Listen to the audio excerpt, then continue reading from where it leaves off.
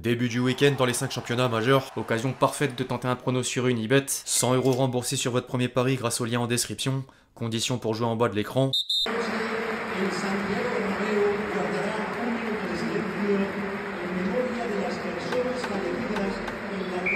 L'équipe, j'espère que vous allez bien aujourd'hui.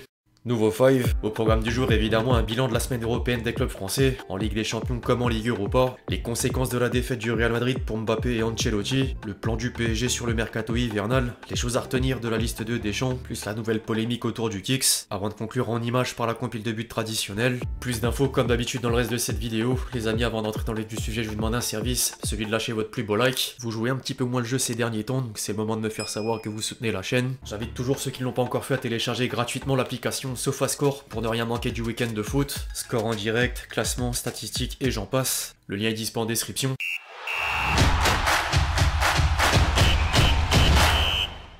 Et de 4, Farmers League représente. Les clubs français ressortent d'une nouvelle semaine européenne positive, même si certains pouvaient espérer mieux. En Ligue Europa, Nice était mené 2-0 par Twente à domicile avant d'arracher le match nul, et Lyon pensait décrocher une victoire inter-allemande, mais Hoffenheim est venu égaliser au bout du temps additionnel. En parallèle, Paris est malheureusement encore le point noir en Ligue des Champions. Le PSG s'est incliné devant l'Atlético Madrid sur le fil et peut nouer les mêmes regrets que les précédents matchs par rapport au manque d'efficacité. Luis Enrique plaidait d'ailleurs une forme de malchance à l'issue du match. Ce qui nous est arrivé lors des 3 matchs de Ligue des Champions est inexplicable.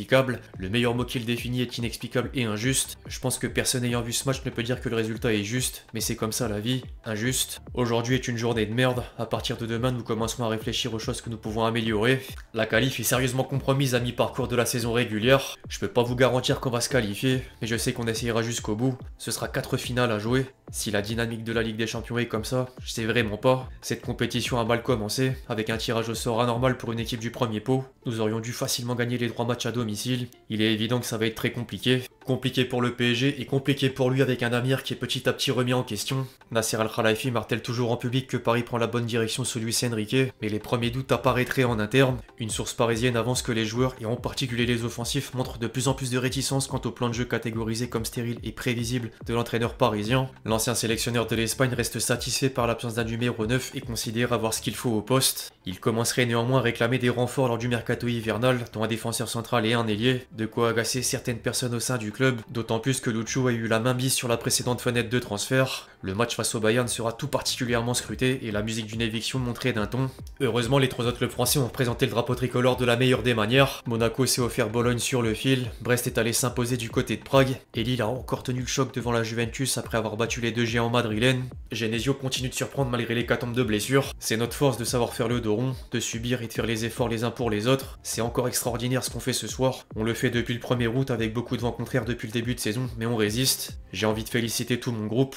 L'entraîneur lillois avouait ensuite sentir l'odeur de la qualif. On dit qu'il faut 10 points donc il manque une victoire en 4 matchs. À nous de faire au plus vite et de pouvoir se concentrer encore plus sur le championnat. La barre des 10 points est justement atteinte pour 2 clubs français. Brest et Monaco sont respectivement 4e et 3e dans le groupe de tête sans avoir subi une seule défaite. Lille est 14e dans le groupe des barragistes et Paris pointe malheureusement à la 25e place, synonyme d'élimination en phase de ligue. En parallèle, d'autres résultats valaient le détour. 3-1 Celtic Leipzig, 4 matchs, 4 défaites pour la formation Red Bull, 0-4 Bayer Leverkusen Liverpool, les Reds caragolent en tête en plus de faire le sans faute sur le plan comptable, 4-1 Sporting Manchester City, les Citizens s'enchaînent une 3e défaite consécutive toute compétition confondue, une première depuis 2018, et Guardiola a eu un avant-goût du jeu de Ruben Amorim avant l'arrivée du technicien portugais à Manchester United, 1-0 Bruges Aston Villa, 1-0 Inter Arsenal, sans oublier 1-3 Real Madrid AC Milan. La Maison Blanche n'avait plus perdu 2 matchs de suite au Bernabéu depuis octobre 2020, et les quotidiens espagnols sont de plus en plus inquiets par la méforme de Mbappé. Les stats sont criantes depuis la demi-finale de Ligue des Champions contre Dortmund la saison dernière. La star tricolore a joué 6 matchs pour 30 tirs et un seul but. Plusieurs observateurs s'impatientent face à la situation. Un journaliste espagnol n'a pas mâché ses mots dans la célèbre émission El Chiringuito. Je sais que t'es bon, c'est écrit dans ton CV, mais c'est ce qu'on veut voir. Si t'es bon, marque face au Barça, face à Milan. 3 face-à-face qui finissent dans les mains du gardien. Je te voulais pour ce genre de match, pas pour mettre 3 buts face à Osasuna. En France, Riolo remet encore la question du poste au premier plan. Tu joues sans avant-centre parce que c'était le cas l'année dernière. C'est le cas en équipe de France et ce sera le cas au Real. Mbappé n'est pas et ne sera jamais un numéro 9. Mbappé, soit c'est à gauche, soit c'est sur le banc. Et à gauche, il y a mieux que lui en ce moment puisque Vinicius a le privilège de l'antériorité et des performances. C'est pas un 9. il y en a un sur le banc, il va falloir le faire jouer. Il parle sans surprise de Rodrigo. S'il n'y arrive pas en mettant Rodrigo pour retrouver une équipe construite un peu comme l'année dernière, c'est qu'on sera sur une fin de cycle. Ce qui ne serait pas gravissime car ça arrive dans l'histoire des clubs. Mais avant d'en arriver à ce constat, va falloir qu'Ancelotti se dise qu'est-ce que je fais, parce qu'il fait des trucs pas normaux en ce moment. Titi Henry chargeait également le Kicks sur CBS Sports. Je pense que l'équipe est frustrée avec lui, ce que je peux comprendre. C'est pas facile, il faut lui donner du temps, mais en même temps il doit apprendre à jouer comme un numéro 9, en avoir le désir et la volonté de se projeter. Bellingham essaye de faire ce que votre 9 Mbappé est supposé faire. Il fait les courses, fait jouer l'équipe, décroche. C'est encore lui qui essaye de briser les lignes. Je sais que Mbappé n'est pas un numéro 9 et c'est pas ce qu'il aime faire. Mais penses-tu que Bellingham aime faire ses courses pour étirer l'équipe? Il le fait parce que le désir et la volonté parlent. Il va s'améliorer parce que ça peut pas être pire que ça. Nous lui demandons de se projeter quand l'équipe est haute. Que tu sois un ailier, un 9 ou un 10, tu peux faire une course. Il y a une autre chose, c'est l'équilibre de l'équipe. Je vais pas chercher des excuses pour Bellingham, mais où joues-tu? Que dois-tu faire? Rodrigo était essentiel l'année dernière quand il perdait le ballon. Il est sur le banc maintenant. Ça va être dur pour Ancelotti de trouver le moyen que tous les joueurs coexistent. Tu peux pas perdre 4-0, 3-1. C'est pas le Real Madrid. Ancelotti pourrait néanmoins faire les frais de cette mauvaise période avant la fin de l'année. Relevo indique que des sources internes au Real Madrid réfléchissent déjà à un licenciement de l'entraîneur italien dans les prochaines semaines si les mauvais résultats s'enchaînent. Les dirigeants madrilènes ont toujours le nom de Xabi Alonso en tête, mais une source espagnole évoque un retour de Zidane. La légende tricolore était d'ailleurs aperçue aux abords du Bernabéu mardi soir. Affaire à suivre.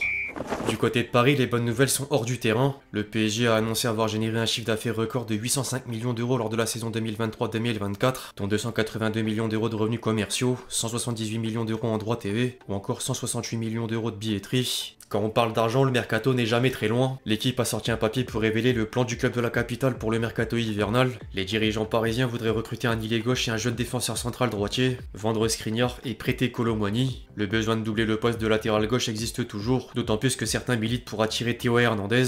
Par contre, aucune volonté de mettre la main sur un buteur. Le champion de France préfère éviter le risque d'un investissement de 75 à 100 millions d'euros pour acquérir un numéro 9 comme Gyökeres à court terme. Une décision que Luis Enrique valide. Gonzalo Ramos revient, mais si Kolo Muani part, il n'y aura plus de concurrence. Faudra pas regretter plus tard si Ruben Amorim prend Gyökeres dans ses valises à Manchester United. Le technicien portugais était d'ailleurs interrogé sur le sujet après Sporting Manchester City. La trêve internationale est déjà de retour à l'issue du week-end. Peu de gens s'en contentent et j'en fais partie. Hier, Deschamps a annoncé la liste de l'équipe de France pour affronter Israël puis l'Italie, et sont à retenir les retours de Rabiot et Kanté, la première sélection de Lucas Chevalier et l'absence de Mbappé. De quoi laisser place aux interrogations. L'équipe fait d'ailleurs la une sur le sujet au lendemain de la conférence de presse du sélectionneur des Bleus qui n'a fait qu'esquiver la question. Kylian voulait venir, mais Kylian n'est pas là. J'ai eu plusieurs échanges avec lui, j'ai réfléchi, j'ai pris cette décision sur ce rassemblement parce que je pense que c'est mieux comme ça. Je vais pas argumenter, ce que je peux vous dire c'est que Kylian voulait venir. Et deuxièmement, ce sont pas les problèmes extrasportifs qui rentrent en compte à partir du moment où la présomption d'innocence existe. Comme d'habitude, y a pas plus langue de bois. Je sais que ça va rebondir, je vais pas en dire plus pour la simple et bonne raison qu'on a un stage avec 2 matchs, avec un cap que j'avais fixé de donner du temps de jeu à des joueurs qui ont moins d'expérience et qui ont donné de la satisfaction au dernier rassemblement. Il y a une dynamique, faut pas l'oublier, on reste sur 3 victoires de suite, on veut assurer la qualification. La presse française a quand même essayé de trouver les raisons d'une deuxième absence consécutive en bleu. RMC Sport rapporte que Deschamps aurait appelé Mbappé hier matin pour l'informer qu'il ne le convoquait pas afin de le protéger de cette période délicate qu'il traverse. La star tricolore aurait néanmoins souhaité venir et a du mal à digérer cette décision. Le média ajoute qu'il existe un désaccord entre les deux hommes que personne ne semble vraiment connaître. En parallèle, les confrères espagnols vont un peu plus loin. AS indique que Mbappé et Griezmann auraient eu des conflits avec les nouveaux jeunes de l'équipe de France, en même temps de révéler que le Kicks n'aime pas la façon dont joue le Real Madrid. Il n'est pas heureux dans le système tactique d'Ancelotti et voudrait un jeu axé autour de lui comme au PSG. Les problèmes. Enfin, pour finir les amis, tradition oblige, la compile de buts. Et directement vers le point de pénalty repoussé, mais repris derrière côté gauche. Je crois que c'est revenu avec Kim là. Ouais, et la frappe immédiate. Moudric, Saint-Fort-Bridge demande à ce qu'il frappe, il le fait. Allez, Marmouche qui s'est lancé au-dessus du mur. Boga frappe. Oh. Bref, l'équipe, c'est tout pour le five du jour. J'espère vraiment qu'il vous a plu. Je compte sur vous si c'est le cas pour lâcher votre meilleur j'aime. Comme d'habitude, n'hésitez pas à réagir dans les commentaires sur tous les sujets qu'on a pu traiter aujourd'hui. Et puis d'ici là, on se retrouve très vite sur la chaîne pour de nouvelles vidéos. C'était Lexti. Ciao, ciao.